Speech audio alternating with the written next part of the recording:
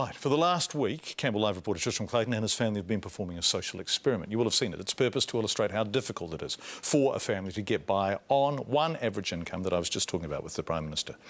In a moment, we'll talk with Tristram about whether today's budget will help those families out in any way whatsoever, in the short term anyway. Obviously, the Prime Minister says it will in the long term. But here's Lachlan Forsyth with a quick recap of the last 7 days. Here's the Claytons' week that was. We took away their access to money, credit cards, debit cards, hand them over. their Sky TV, and most of their food. That should do us, mate. After we'd subtracted rent, bills, vehicle and family expenses, that left $350 to last the week. Money, money, money, girls, girls, cash, cash. Money, money, money, girls, girls, cash, cash. Money, money, money. It was enough to cover food, You look pleased with yourself. $5, down from 10 to 5 for a whole meal of pork. There we are.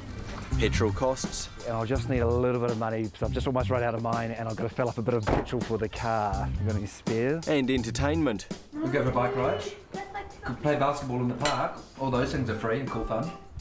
But didn't leave much for emergencies, What's a washing machine breaks down? What's, say, you need to buy a new piece of furniture? or holidays. This is a holiday today. Driving 10 kilometres to the middle of Avondale Park to have a game of rugby. And KiwiSaver, forget it. The point was to demonstrate how easy, or rather how difficult, it is to get by. It's looking a bit sad.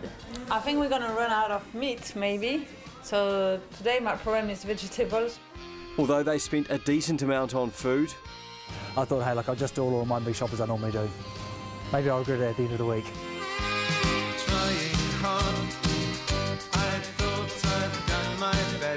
there was nothing extravagant. The mince, you're looking forward to cooking the mince? No, I'm not a fan of mince. Okay, I'll take care of the mince. For all the saving, for all the planning, and for all the restraint, Normally Sunday morning I go for a walk, get a flat white, bite the newspaper. I haven't done any of that.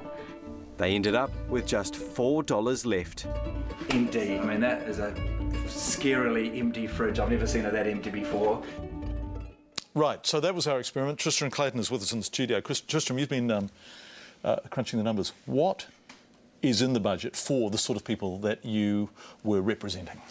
Okay, so the family, let's recap. So we've got mum, dad, 2 kids, earning $50,000, the average wage. Yep. In this budget, by my numbers, there's less than anything in this budget. They're going backwards. Basically, if we look at working for families first, have the table here, 2 kids. At the present, they're earning $158. That's going to go up to $161. So they are getting $2.68 more for working for families. So $2.68. It's not a great deal, better than kicking the pants, but that's all there is. So the working for families increase is $2 $2.68. a week. $2.68 a week. Yep. For this family, 50 grand with 2 kids. Enough to buy a house brand bottle of milk.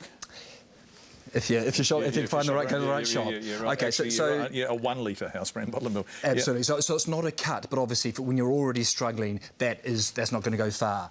Unfortunately, now that's offset by KiwiSaver. Now I think the first point is that a lot of families were earning 50 grand probably have already opted out of KiwiSaver because there's just not enough to participate. So those families are not going to be touched by this because they're not in it. Effectively, they've sacrificed their future well-being just to have the cash in their pockets now. But let's say somehow a family on 50 grand are on KiwiSaver. Heroically, they found a bit of money to contribute. At the moment, the minimum, they probably would be on the minimum, it's 2%. That means $19 a week they're contributing. As we know, that's going to go up to 3%. So their contributions are going to have another $10 to $29. Now, I feel... In the meantime, the government's contribution is going down. Yeah. So the government's putting less in and more is being required of them. Absolutely. Now, we should point out they're going to get it all back when they retire or buy a home if they should be lucky enough to get a deposit together. So they are putting this money down for themselves, but they're putting more of their own money and getting less from the government. Less at the end, and I feel that $19 now, they probably can just afford that. $29, how many families is that going to be the straw that broke the camel's back? Are they suddenly going to say, well, 19 I could do, thinking of my future, 29, no, I'm going to pocket it. I'm going to opt out of KiwiSaver and just pocket that $29 that I would have effectively lost and not had to spend. So, tiny amount of working for families, more required from them from KiwiSaver, and you think that might drive people out? You got it. By my calculations, they're down $7 a week, and I think it's important. I mean, I've been tracking the emails all day, and we're getting a lot of people saying this. They're kind of the families we're talking about, and they're saying, look, when we signed up for KiwiSaver, we entered into a contract with the government. Basically, they feel that the government's now broken that contract, and they're saying if they want to renegotiate, so would I. I want to pull all my money out. Josh and Clayton, thank you very much indeed.